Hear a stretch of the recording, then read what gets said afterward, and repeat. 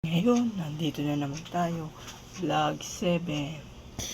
Ako si Chris Josogasa mula grade 10 humility. Ngayon, sasabihin kong anong strand kukunin ko. Wait. Bago ko sasabihin ko muna yung 4 strand. Ano ba ng STEM? Ano ba ang STEM? Ang STEM ay Science, Technology, Engineering, and Mathematics. Pulsong ito ay Engineering at LT Science. Pangalawa, ABM. Ano ba ang ABM? Sabihin ng ABM ay Accountancy, Business, and Management. Tatlo, HUMS. Ano ba ang HUMS? Ang HUMS ay Humanities and Social Science. 4 na pinakalas, ang GAS. Ano ba ang GAS? Ay General Academics. Nandito na tayo sa magandang part. Anong kukunin kong strand? Kukunin ko ay ABM. At ABM, tanong mo marami. Ang ABM kasi ay mathematics. Lahat ng strand ay math.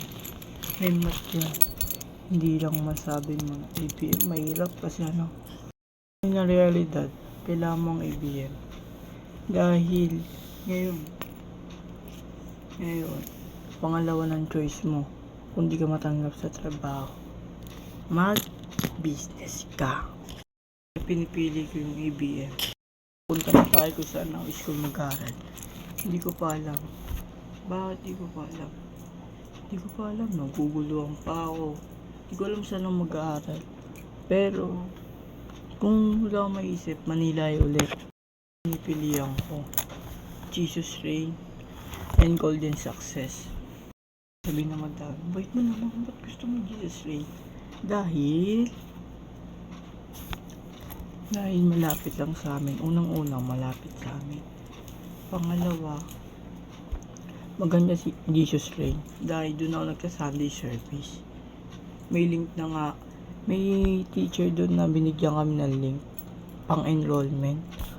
Pero hindi ko pa binubuksan, hindi pa ako nagre-register kasi ayoko pa. Hindi ko alam saan ang mag-aaral. Bakit Golden Success ang pinili ko yung sa pangalawa na pwede ko pag-aralan? Dahil pangalawa, bakit nga ba? Sabihan lang ng kaibigan ko doon daw mag-aaral. Pero layo kasi. Hindi ko din alam.